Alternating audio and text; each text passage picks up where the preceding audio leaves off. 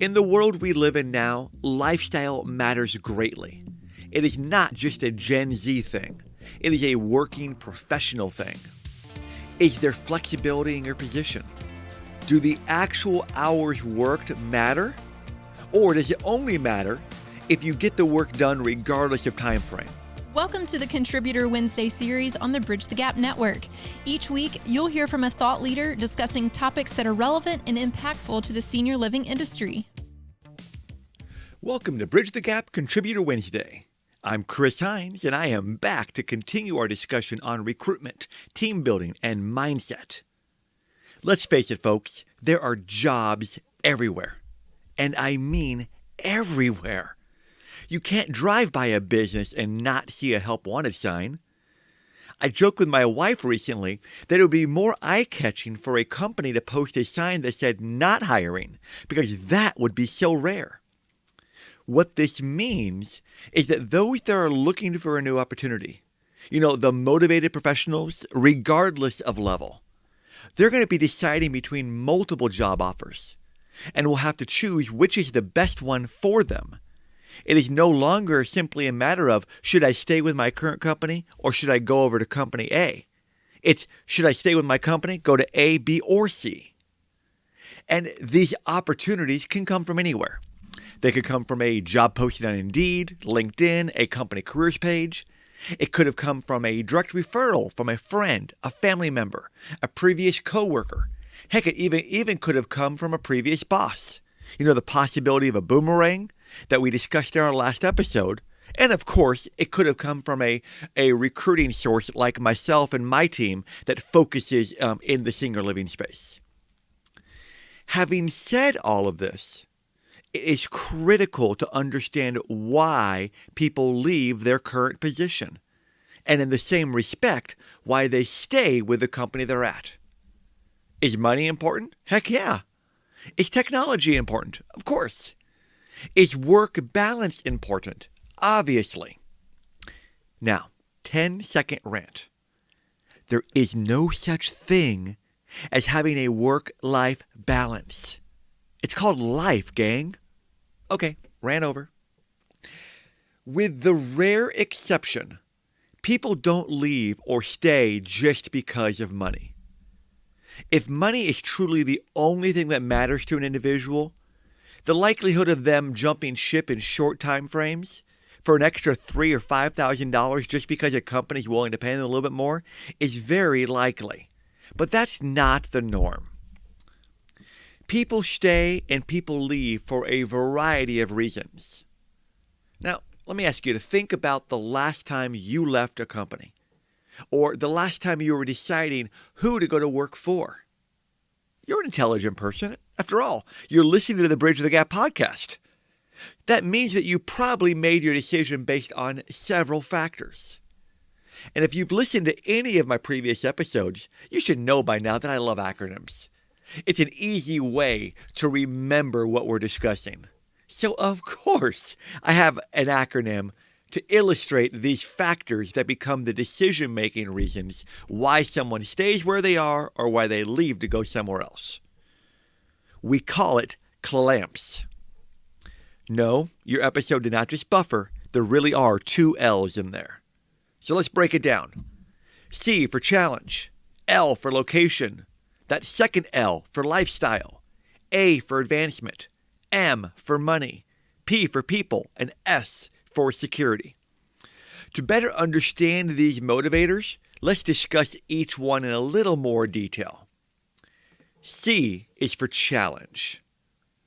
While I wish C was for cookie like on Sesame Street because a cookie sounds really good right now, in this acronym, C stands for challenge.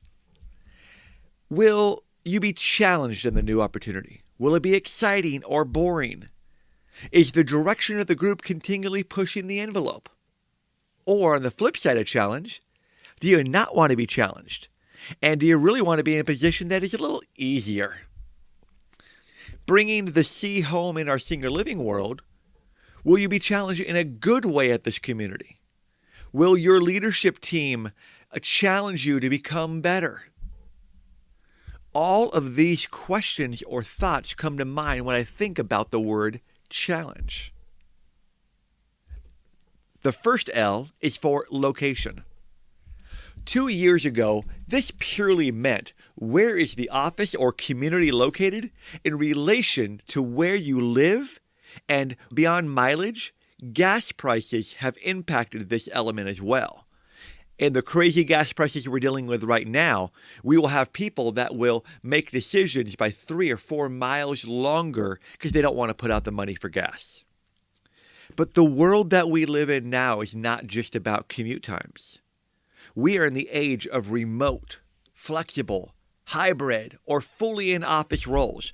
All of those are options in the regular business world.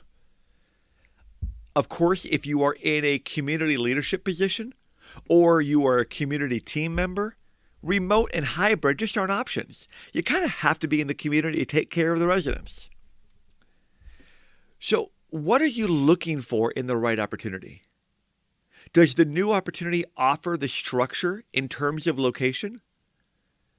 Are you preferring to have a hybrid situation, but your current situation only wants you to be in office? Are you looking for fully remote if you're at the regional or corporate level, but they want you to be close enough to the office to come in 2 or 3 days a week? If these parameters don't match up, it won't be a long-term fit. There's been a real revelation when it comes to the type of location and an environment that somebody wants to work in. Another element of location can entail the possibility of relocation. Maybe you want to move because of weather. We get a lot of that in the winter months. People coming from the north and from the northeast wanting to move to Florida or Arizona or Georgia or Texas because they are just sick and tired of the cold. And on the flip side, in the summertime, we get people out of Florida who want to get back to a more mild environment because they're tired of the humidity. Maybe you want to move closer to your kids. Since most of you listening to this podcast are in the senior living industry, I'm sure you've heard the statistic that between now and the year 2030, there will be 10,000 baby boomers each day that will hit the retirement age. So putting that into consideration, perhaps you need to relocate to become closer to where an aging family member is, or to move closer to one that has chosen to move into a senior living community where they live. Even with the option of work from anywhere for some in our industry, location is still a very critical element of your decision to stay with the company where you are or to change and go to work for someone else. The second L stands for lifestyle. In the world we live in now, lifestyle matters greatly. It is not just a Gen Z thing. It is a working professional thing. Is there flexibility in your position? Do the actual hours worked matter? Or does it only matter if you get the work done regardless of time frame, whether it's 9 in the morning or 8 at night? Are you able to shut it off when working remotely? Or when you go home from a community, are you able to shut it off? Do you have the flexibility to go to your kids' activities so you could be involved in their life and activities beyond what you would see them during the evening? Another element of lifestyle is attire. There are situations in every job where traditional professional attire is needed. But in the vast majority of time, can you wear what you want? I have known people who have accepted a lesser salary purely because they were able to wear what they wanted versus more of a professional attire. To some, that matters greatly. So those two elements of the flexibility and being able to shut it off and attire are just two samples of elements of the lifestyle decision. The next letter in our CLAMPS model is A for advancement. While not important to everyone, the majority of professionals want the possibility to advance in their careers. After all, advancement is tied to status, additional income, making the family proud, among many other thoughts. So let me ask, do you know of the real advancement opportunities with your current company? If so, have you expressed your interest to eventually move up the ladder to your current leadership? If you are interviewing for a new position, Are the people doing the interviewing selling the advancement opportunities in the process? And if not, are you asking about them? While advancement may not be for everyone, like I said, for the vast majority, advancement is a critical element of the decision-making process. M is for money. And of course, money is important. Money makes the world go round. You have to bring home the bacon. Money allows you to laugh your way all the way to the bank. Okay, enough with the money cliches. Okay, I can't help myself. What about all the incredible songs about money? She Works Hard for Her Money by Donna Summer. Money, That's What I Want by the Flying Lizards. Money for Nothing by Dire Straits. And of course, we cannot forget Mo Money, Mo Problems by Notorious B.I.G. All right, I think I'm done. But money is important. When you are making a decision on which is the right position for you, you need to understand what is competitive in terms of compensation to the market at the time. And I understand the companies have budgets that they need to stick with, and that they need to consider what others are earning within that company to ensure that they're being paid fairly amongst the group. But the market will dictate what will and what won't attract the best talent. There's obviously more than just the dollars in your paycheck when it comes to money. What about the cost of benefits? What about the PTO program? Is there a tuition reimbursement plan? 401k and a matching program? All of these things are part of that bigger bucket of money. Now, a friendly reminder, when it comes to how much you make or how much you could make, remember that no one takes the money they earn, goes to the bank, asks for it all in singles so they can bring it home and throw it on the ground and roll around in it. What it's really about is what can you do with that money? Can you adequately pay your bills? Are you able to save for retirement? Are you able to pay down debt, save for your kids' education, travel, donate, etc.? Alrighty. We have covered C for challenge, L for location, second L for lifestyle, A for advancement, and M for money. Now let's talk about the P. And P stands for people. Do you like the people you are working with? And do you like the person you are reporting to? My mentor in the recruiting business has always reminded me that people come to work because of the people they are working with and because of the people they are working for. And they usually leave because of the people they are working with and working for. Why is that? Because people create culture. A business cliche is our company culture. Guess what, gang? A company does not have a culture. The people within the company make up the culture. Each person is either building the culture or tearing it down. There is no status quo when it comes to culture. Finally, S is for security, as in job security. Do you feel comfortable and stable with the company you're at? Do you see their growth in the market? If not, this can become a very big reason for job movement. Now, our senior living industry has seen a lot of shifts in the market over the last couple of years, whether that's come from new investment dollars, mergers and acquisitions, leadership changes. Here's the reality to the market that we are in today. If you decided to leave, the odds are that you will find a new position in a reasonable amount of time frame. There are plentiful jobs out there. Now, what this allows, it allows people to take a little more risk with their choices. But when there is a downturn in the economy, statistically, people are more fearful about making a change. They will still make those changes, but they will do it with more from a risk standpoint. So let's bring it all back together. While some people will look at these 7 elements, challenge, location, lifestyle, advancement, money, people, security, and they'll try to rank them from most important to least important. I really ask, is there any of those 7 that are not important? So rather than ranking them, what I suggest that you do is think about each letter and see how your current position lines up with your personal goals. If you are interviewing, think about each of these letters and how do each of the elements line up with the goals you want to have in your next role. When we work with our candidates to help them understand if something is missing from their career, we will utilize this Clamps model to understand their desires and their goals.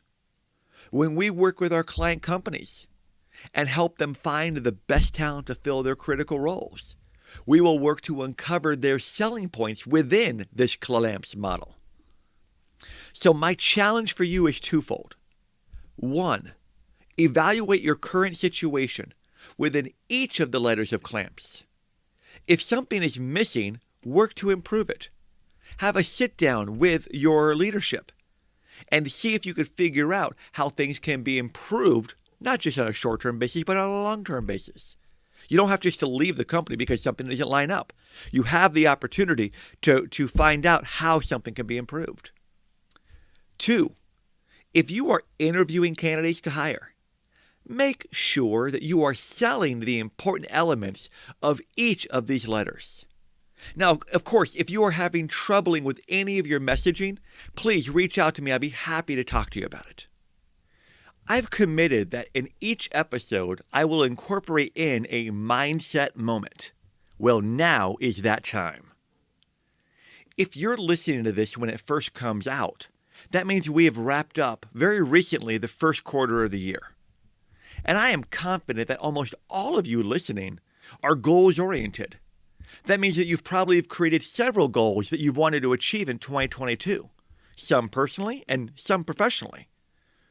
Hopefully, you did not categorize them under New Year's resolutions, because we all know what typically happens with those, right?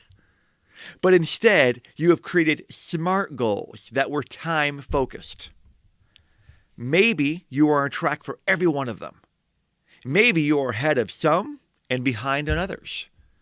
Or perhaps you've forgotten about them entirely, and this is now your friendly reminder. The great news is, even if you are completely off pace for your goals, there is still plenty of time in the year so that you can get back on track and achieve every one of them. One of the best things that you can do to help you achieve those goals is to create an accountability system for them. The most successful people in business and in life are held accountable by other people. Look for an accountability partner that will hold your feet to the fire, of course, with your permission, so that you are able to achieve the goals. Now, you might need one accountability partner for your professional goals and then a different accountability partner for your personal goals. There are a couple of quotes that I love about accountability. One that's been said by many people is, accountability is the glue that bonds commitment to results. And I'm sure you've heard Stephen Covey's quote, accountability breeds responsibility. In addition to utilizing an accountability partner, another powerful form of being accountable for your goals is to announce them to the world. Social media allows for this to be done either to a specific set of people or to anyone who sees it. This form of public declaration is incredibly powerful. If you recall from my January episode, I talked about BHAGs, big, hairy, audacious goals. And specifically, I announced to the BTG universe that I was embarking on a BHAG of my own and challenged myself to run for 24 hours straight to raise money for 3 charities that I'm passionate about. That was one of my forms of accountability. By me announcing it in this forum, so to speak from the rooftops, it will hold me more accountable for it. I also created a personal challenge for myself to run 50 half marathons in 2022 during the year that I turned the big 5-0. I put this out on social media both to inspire other people and to hold me more accountable. So my recommendation to you is to do both. Find accountability partners to make it more of a challenge and make a public declaration. Remember, at the end of the day, you are accountable to yourself. So be the person that lives up to your own goals and dreams. All right, gang, time flies when you're having fun, doesn't it? If you have any questions, comments, complaints, or even conundrums, message me on LinkedIn. Stay tuned next month for the next chapter in our recruiting and mindset adventures. This is Chris Heinz, and thanks for listening to this week's BTG Contributor Wednesday. Please make sure to connect with me at btgvoice.com. Thanks for listening to the Contributor Wednesday series on the Bridge the Gap Network. For a full library of episodes, visit btgvoice.com.